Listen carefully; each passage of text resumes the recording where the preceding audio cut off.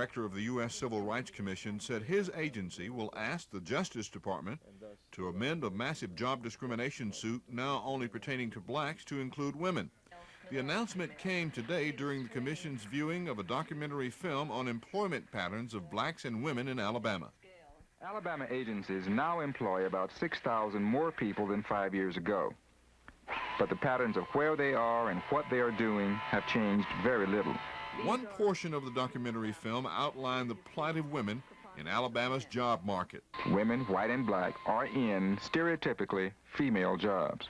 There's no glamour in being a secretary. I'll say being a stenographer, being a clerk, and statistics will show that that's mainly what we are. The reason that racism and sexism continue to be as alive and well in this society is because they provide cheap labor.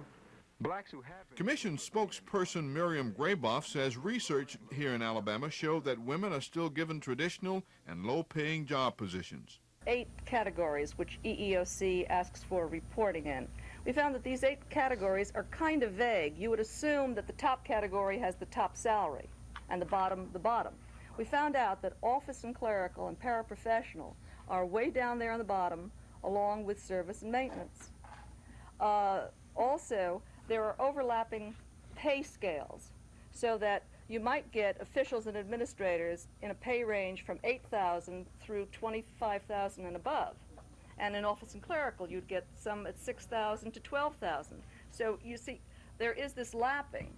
In fact, we may recommend later on that a different kind of classification technique or system be used instead of giving these things titles, which women have been paid for in a long time. It sounds very fancy to be a paraprofessional, but that is one of the lowest pay jobs. So that if the federal reporting techniques would take into account more specifically salary than title, I think it would give us a better picture, and the state itself would know how people break down.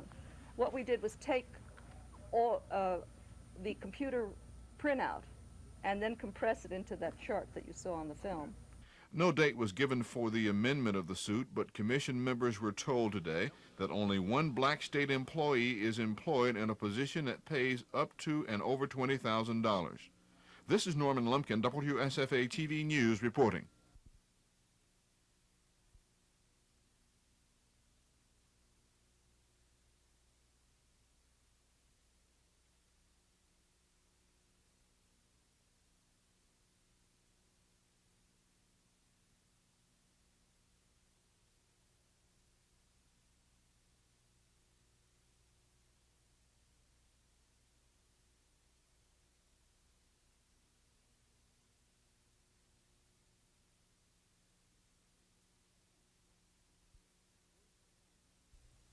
After a scoreless first period, Borja Salming gave Toronto a 1-0 lead when he slapped a loose puck past the Islanders' Glenn Resch.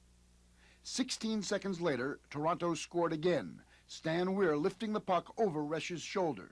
Still in the second period, the Islanders cut Toronto's lead in half, Bob Nystrom deflecting Bob Bourne's shot into the goal. In the third period, Stan Weir set up Pat Boutet for the goal that wrapped up a 3-1 victory for Toronto. Mike Palmatier deserved much of the credit for the victory. Palmatier made 31 saves, including this one. He even got into a fight, which he instigated by high-sticking Gary Howitt. The game was another brutal one. Toronto's Salming is in the hospital with a badly cut eyelid as the series moves back to Long Island for Game 5 tomorrow. Dick Schaap, NBC News.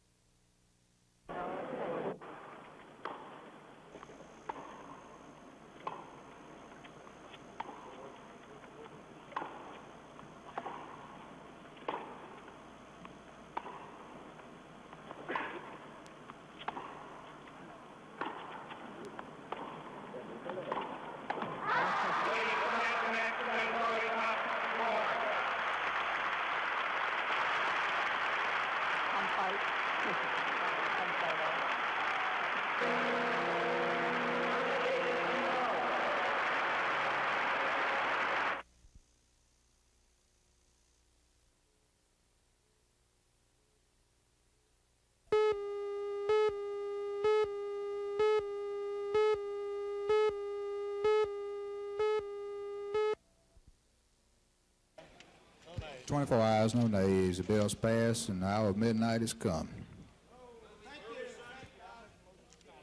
Gentleman, Melmore. Mr. President, after 4 long years of regular sessions, I move that we adjourn sine die. Secretary, call the roll. There were those in the legislature who believed an education budget could have passed this session.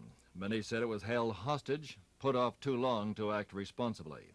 Instead, it went down to the wire before the Senate released the substituted amended education budget and returned it to the House. Action which brought a strong retort from Representative Jim Sasser, who asked that the measure be read at length, which meant it was dead. We had a budget sent to us an hour and 5 minutes before we had to adjourn sine die. We had a budget of $1,200,000,000 with some 35 odd amendments. No one knew what was in the substitute budget. No one knew what was in the amendments. And I think it's totally fiscally irresponsible to attempt to pass a budget of this magnitude in such a short length of time. The action assured at least one special legislative session, but not before some of the lawmakers' wounds are healed. I guess a little cooling off time. I don't think it should take a great deal of time. I would make this suggestion. I think every single one of them, all 140 members of the House and Senate, owe the public a free special session. I don't think they ought to charge anything, either mileage or salary or expenses, during the time that they come back to consider the lid law and the education budget. Do you think you can do it in one special session? I think so. The state does have a general fund budget. It was approved about 2 hours before the session ended. An administration-led filibuster over trooper protection for Governor George Wallace when he leaves office deadlocked the Senate early on the final day and threatened to kill all pending bills. It was put aside temporarily. Then at around 10:30 last night, the bill surfaced and was passed before many realized what had happened. The vote in favor of giving the governor the protection of state troopers was passed on a 24-9 vote. The controversial lid bill and companion property tax legislation went down the drain this session, along with the TVA bill that would have given money to North Alabama counties served by TVA. 2 more reasons for the lawmakers to be called into special session, despite a written warning from Governor Wallace saying it would be an effort of futility. Pay raises for state employees won approval in the legislature. The implementation of the state's new criminal code will be June of next year. Legislation establishing a presidential preferential primary in Alabama beginning in 1980 was sent to the governor for his signature. But time ran out on other legislation, and that upset some lawmakers. In my judgment, the budget could have and should have passed. The TVA bill and the lid bill are both very controversial bills, and whether or not they could have passed or should have passed is anyone's guess. I believe that it's a disaster the way it ended. It could have ended other ways, but there are people in the state, and I think a lot of it comes out of the governor's office, that wanted some special sessions, and they're going to get them for power plays and the ability to control events and keep people in the news, mainly the governor. George Mitchell, WSFA TV News, the state capitol.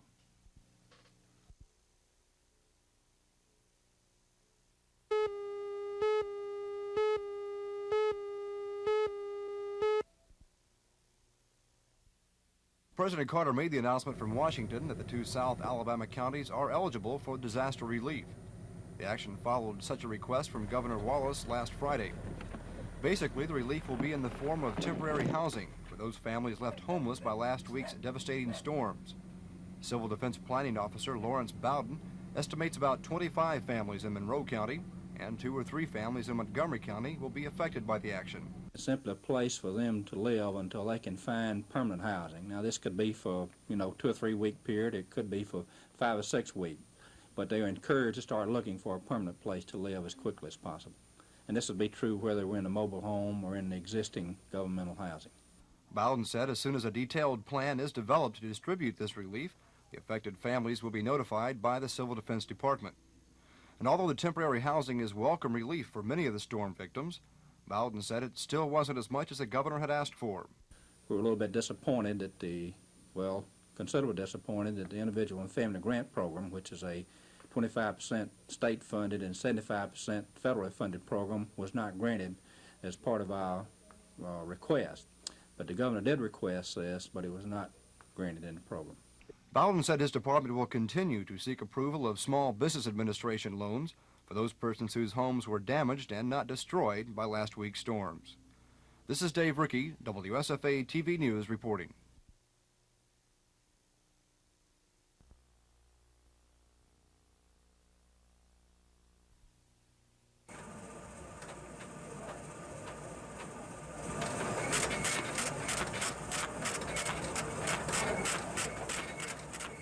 It's possible today to go out and buy a machine that will handle your accounting and your store inventory, keep up with your finances, keep a check on your groceries at home, and in addition, help educate your family.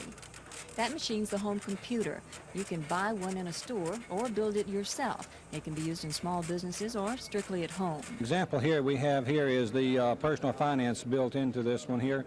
It's already programmed here, and here we say if we want some deposits, all we have to do is just type in our deposits here, the amount of deposit we'd have. Let's say we have $200 entered in. If that's the only deposit for the day, then we'd go into the next function here, which are for our outstanding checks. Our outstanding checks here are then listed for what we have. Our check number would be entered. The amount of it would be entered, say $30, and then the code. The code would be something like 0 for telephone, 1 for rent, 3 for utilities or whatever. And let's just enter 3 here, and that would give us our code. Okay, any more checks? We'll say no at this time. And then we go to our previous balance. Our previous balance, we'll say, will be $1,000. Okay, and do we want to see our checks? We can go back and review our checks if we want to, or we can go back and see your deposits if we want to. And then if we don't want to do that, then we can go on, and it gives us our reading our tapes over here for permanent record of our tapes of our outstanding checks, and also gives us our balance at the same time. It's very simple, really. Another area for home computer use is in education. The machine is simple enough for school children to use, and it can assist a teacher in the classroom.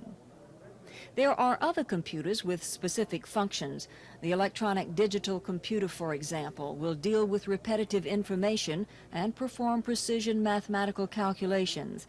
It saves people many years of calculating by hand or slide rule. Actually, though, computers are basically all the same. The major difference depends on the amount of mass storage a person would want to have concentrated in one location. The amount of information the computer would store, or the speed with which information could be retrieved, is based on the size of the computer. As in everything else, rising costs are hitting the computer field. While the hardware itself is becoming cheaper due to miniaturization, the cost of personnel and the cost of transmitting data are getting higher. As for the future of the computer, imagining what additional strides will be made, the sky's the limit. Gosh, Ivy, you can just simply let your mind run away with itself. You can talk about computer uses in the home, all the way back to large computer uses in a banking facility. What about in the home, and what about grocery shopping? What about the home and grocery shopping? Well, let your imagination again work. Think about Mother Hubbard's cupboard, and it's running low, and you say, oh my goodness, I'm out of in the middle of dinner. That won't happen in computer age. We could have inventory control.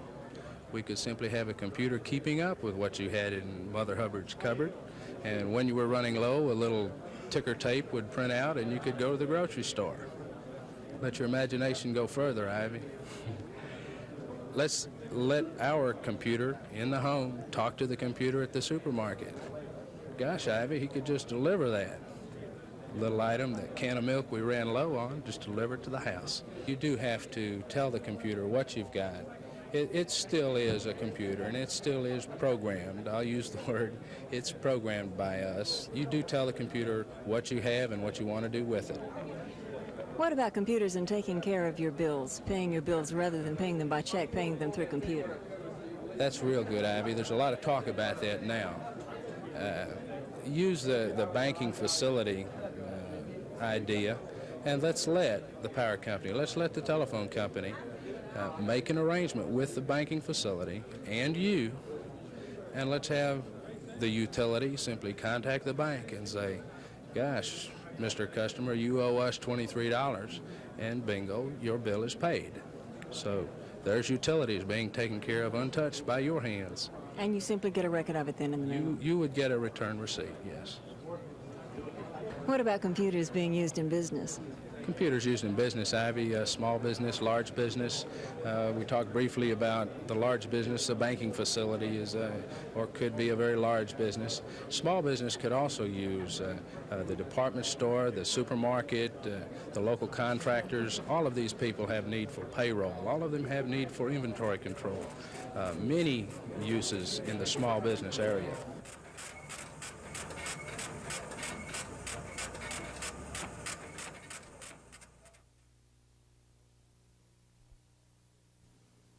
Our conversation with author Alex Haley took place on the steps of the state capitol. Haley said during his travels he has learned that his book, Roots, has had universal impact on family heritage. He also knows now that a higher percentage of successful blacks in recent years were born in the South. Well, I think that the biggest influence it has had, yes, it has had a very, very large effect, apparently, influence, as you say, among black people, and summed up in one word. That one largely is pride, you know, a heightened sense of pride, because most of us, starting with me, had not really had very much appreciation or awareness of what in fact our heritage really was or had been. And then apart from just black people, the book appears to have had a great influence among people per se of all races, because most of us, having been taught in the same culture, had a kind of image, say, of the African culture that we derived largely, you the same as I am sure, from Tarzan, Jungle Jim, and had no concept of what had been before. And then I think that one of the principal reasons that the book has had such a world success, and it really has had, and to document that, and I'm saying it not in some vain sense at all, but purely in a documentary way, the book has sold in this country, including book clubs, more than any book in the history of publishing here, more than 2 million copies in hardcover. And in other countries, it's now in 28 languages in a little over a year. And what it touched upon, I think, that is universal, is the fact that everyone has a family, everyone has an ancestry, and everyone has a heritage. And so what happened with Kunta Kinte and his descendants became kind of a symbol for other people, you know. And if you come strictly to this country, one has to only to reflect upon it that, with the single exception of the American Indian, all the rest of us here ancestrally came from somewhere across that ocean. And so Kunta's trip became kind of symbolically the hijra, or the journey of the ancestors of us all. The popularity of the book has kept you very busy. Has it kept you so busy that you have been unable to develop another book, or are you writing another book? I am writing another book, a book called Search. And Search is a book which tells what, or rather how it was to write Roots over that 12-year period, to research and write Roots. There really is a kind of a drama which attends every book's creation. And I really like the idea that readers should share what was that drama. Sometimes the drama can exceed the book. And I don't say necessarily that that's the case with Roots, but I do know that Search in its own right is a kind of almost a detective story. How it was to pull things from nebulous oral history clues, stories that my grandmother told me, finding documentations of them in the National Archives, going from there to London and hither and Africa and so forth, until it all pieced together. And it really was like a detective story. When can we expect this to hit the newsstand? When will your schedule permit this? Well, I'm hoping the last of this year. Haley, a native of Henning, Tennessee, attended a Madison County, Alabama high school. He said he has warm memories of a trip he made as a young boy to Tuskegee Institute. You know, I remember one of my early boyhood memories, and I so treasure my father for having done this, my late father. He passed away some years ago, but he was teaching over at Normal, Alabama. Do you know what that is near Huntsville? Right. AM&N, it was called then. And I remember one Saturday morning, I must have been about 12 years old. And they had just told us, get ready, boys. There are 3 sons. I'm the oldest. Said, there's somewhere I want to take you, someone you should meet. And he got us in the car. We didn't know where we were going, and he drove us from there to Tuskegee. And he had made an appointment for us, and we met in his laboratory, Dr. George Washington Carver. And I remember from boyhood the imagery of going in the first lab of its kind, chemistry lab I'd seen, and this short, very quiet, very gentle, very dark man with a little flower in his lapel who looked at us and they had introduced us, and the man, you know, patted us on the head, and I don't remember exactly what he said, but the usual thing children are told, like study hard and so forth. But now a man, I can so much appreciate what my father was doing, exposing us to someone who was truly great. And I always will treasure how he did that when he did it here in Alabama. For Composite, I'm George Mitchell. Dallas County is one of several central and south Alabama counties under a tornado warning shortly after daybreak. A storm cut its way through this 14-block area in East Selma at around 7:20. Moments later, residents found the neighborhood had been rearranged. Hardest hit was the Martin Luther King Baptist Church. Its minister, M.C. Cleveland Jr., on the scene shortly after the structure had been hit, found the shell of the structure partly intact and the inside gutted. Well, when I saw it, I had somewhat of a hollow feeling, and yet and still I felt that we were fortunate that the tornado happened at the time that it did, and we are real glad that it did not happen Sunday morning while we were having our services. What type of plans have you made so far? Well, at the present time, possibly we were going to tear down the remaining portion of the structure and build another church. We are very fortunate that no one was hurt, and as long as there is life, there's hope and an opportunity to pick up the pieces and rebuild. Your building was a landmark in Selma. Yes, the First Baptist Church was completed in 1895, and if it was not the oldest church building in the city, it was about the second oldest building. Assistant Fire Chief Ernest Mims was on the scene shortly after the storm hit this area. Well, when we arrived on the scene, we see pretty much what we got here. People standing around, a lot of residents around was panicky. We checked on the people that lived around the houses here to see if everybody was okay. You have not found any injuries? Not a one so far. Ironic that homes adjacent to the church escaped damage. Another unusual aspect of the storm was that no mobile homes were involved. Rescue units from Selma are on the scene early. Civil defense and city officials are busy determining the exact extent of damage, which has been estimated to be in the neighborhood of $1 million. Arrangements are being made to provide necessary shelter and food for residents of Selma whose homes suffered damage. Businesses hit by the storm are assessing their losses. There was no loss of life and no injuries in this latest storm to hit the state. Residents in the Selma area say they feel lucky that there were no injuries, and they hope that their luck will continue to hold out for the remainder of the tornado season.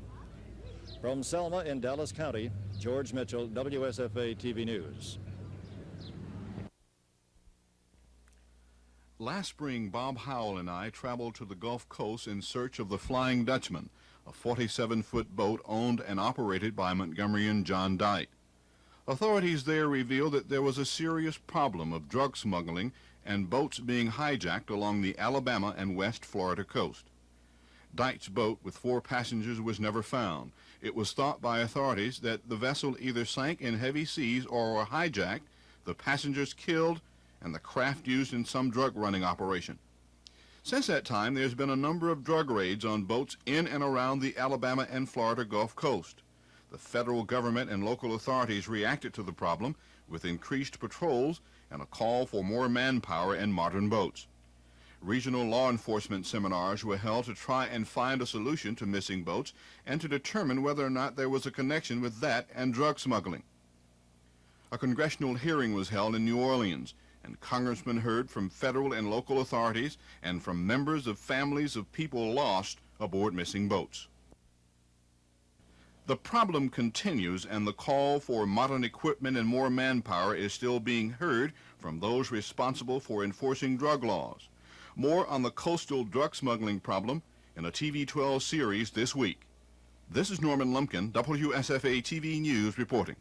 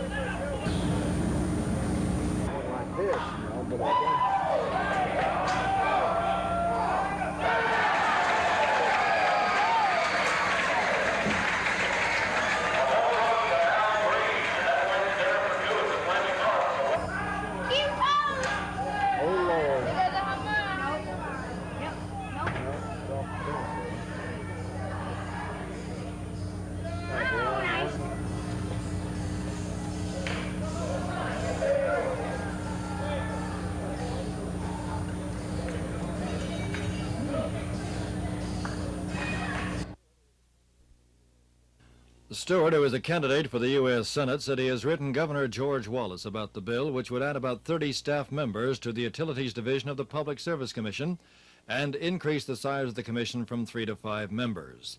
He accused the Alabama Power Company with actively working to kill the bill, which died in the House the last day of the session. I sit down here and I watch committees meet on bills, and they can't get a quorum. They can't get a quorum. And it's amazing to me that those bills deal with utility matters. A good example is the municipals wanting to participate with rural electric co-ops. That bill was offered this time, and it was admitted in testimony by some bond authorities that this would reduce the rates not only for the people who operate the municipal electric situation, provide the power to the municipalities, but it would also reduce the bills of the Alabama Power customers. We couldn't get a quorum on that bill. We couldn't get that bill out. And do you know who was pulling people out of that committee and bringing them out in the hall? The power company lobbyists. They were just meeting them at the door. Stewart said the governor could show that he is committed to increase utility regulations by including the bill in any special session call. George Mitchell, WSFA TV News.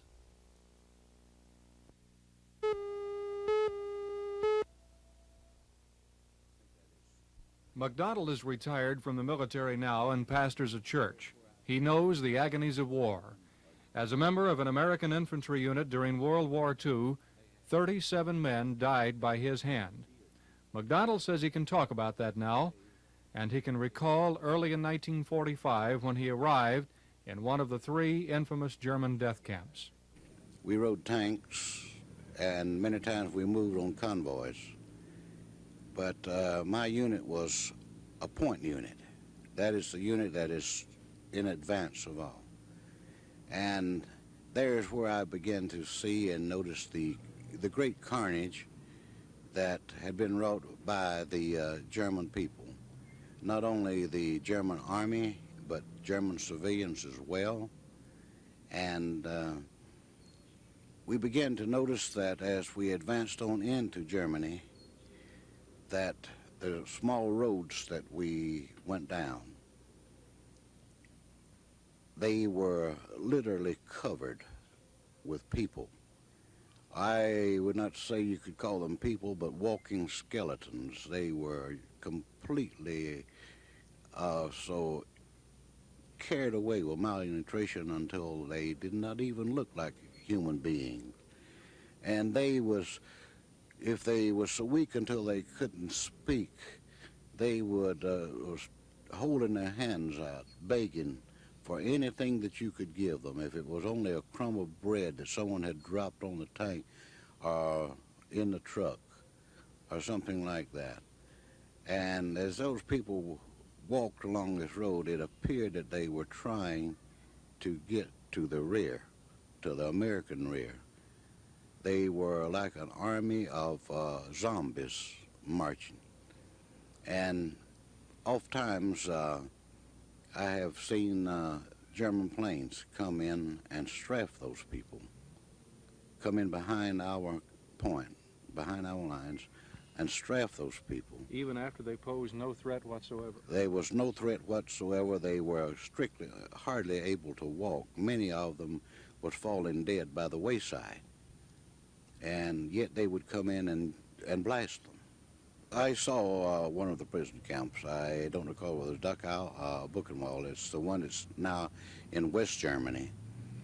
And it was literally completely filled with dead bodies, mutilated bodies. There were rooms in the buildings that the people were standing. There was only standing room only, and it was standing corpse. And the stink, it was unbearable. And I saw nothing whatsoever in those camps that were alive. Everything that I saw was dead.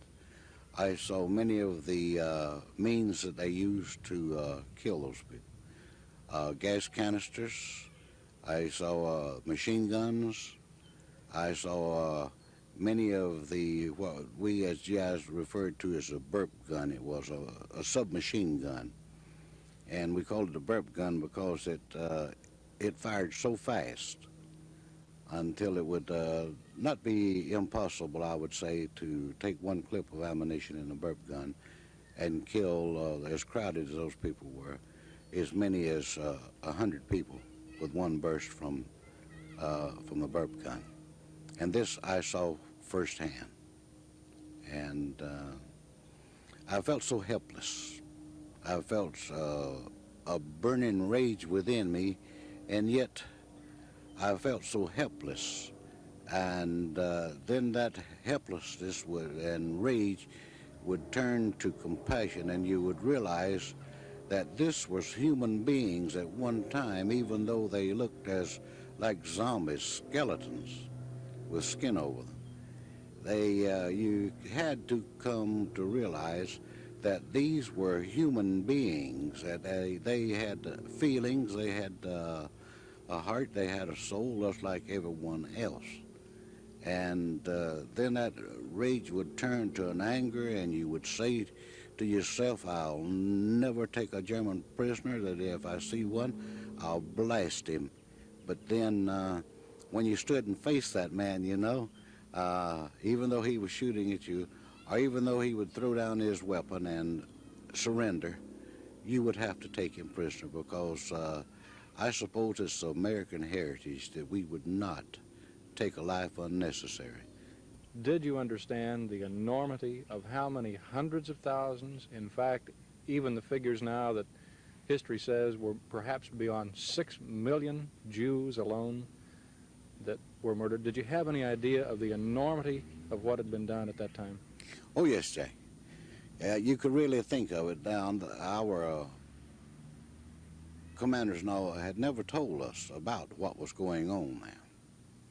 I condemn this, but we knew, because it was a general saying among the GIs that was with me, and especially in my outfit, don't get captured. If you do, you'll wind up a lampshade. So that was many of us made vows that we would not be captured under any circumstances, that we would never surrender our weapon to a German. I must go on to tell you this, that many of those people were not Jews. The enormity of the amount of Jews, you couldn't distinguish a Jew from a Gentile or anyone else by just looking at them. as it is today. You don't know a Jew today by looking at him or something like that. But then I think of all of the others that were not shown in the NBC's wonderful presentation of the family Weiss, that the displaced persons, the slave labor that had been brought into Germany to till the farms, wait on people, and just be slaves were all they were. And the starvation and all that they went through, and having had a good working knowledge of the German language, and as I told you earlier, being a history buff, then I began to ask questions. And I began to find out that those people, many of them were not Jews. Many of those people were Croatians, Estonians, what have you. And they had been brought in there, and many were even part German from the Sudetenland. You know, there's two Sudetenlands, one in between France and Germany, where they speak either German or French, and also on the northern borders of Germany, there's the Sudetenland.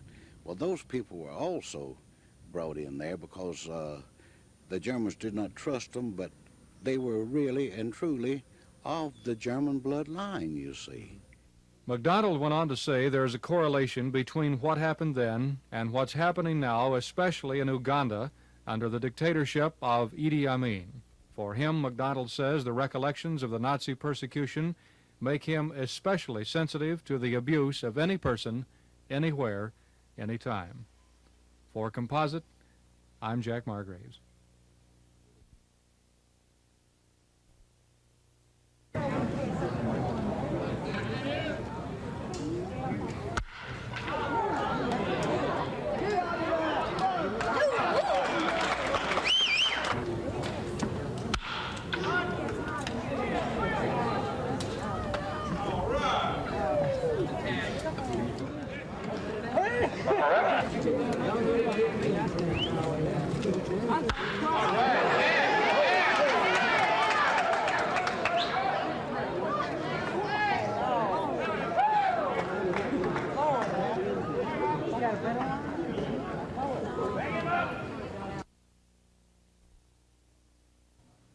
Rail disasters caused by derailments of freight trains have killed a number of people in recent months. One particularly tragic incident was the crash of a derailed train and the escape of deadly chlorine gas. In Montgomery, Public Safety Director General Alvin Gillum says his department is gearing up for any possibilities. After Youngstown quieted down a bit, I sent the deputy fire chief, a couple of our training people down there to see what they could learn, and right now they're busily engaged in putting together a little local instruction that we'll take around to the fire stations to at least provide some kind of basic capability among our rank and file firefighters. At the same time, we got this little book here, which seems to be a very good checklist. It talks about various materials that can cause you a problem, what the immediate action is, what the follow-up action is, whether you can put water on it. And right today, we have 4 of our training officers in the fire department down in Jacksonville, Florida. We found that Jacksonville already does have 3 special teams set up and equipped to deal with these problems. So we've gone down there to see how they do it, and we hope to duplicate their effort. So right today, I can't say to you we're all set to go because we're aware of the problem. We've taken some steps to cope with it. The technical know-how is not quite there to the extent that we'd like to see it. But hopefully within 60 or 90 days, and we have ordered the special suits already, hopefully within 60 to 90 days we will have a capability similar to Jacksonville's, where we have fire department teams specially trained to cope with these kinds of hazards. General Gillum says behind all this getting ready, there is the hope that the team will never have to be called to a disaster. This is Norman Lumpkin, WSFA TV News reporting.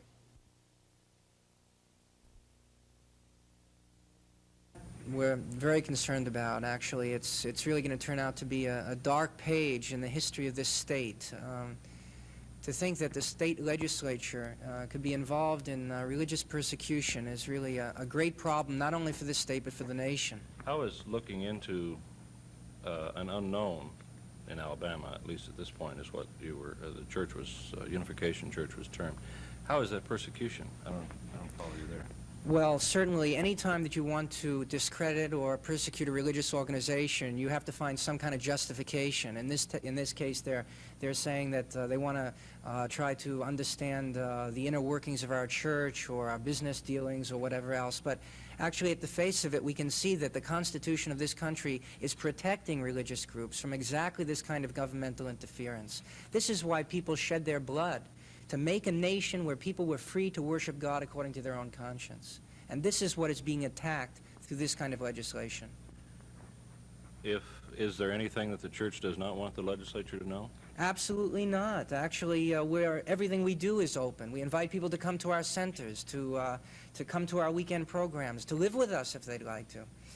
This kind of government harassment is just a tool that people are using in order to try to discredit a group that has dedicated its entire effort for the sake of revitalizing the spirit of this nation.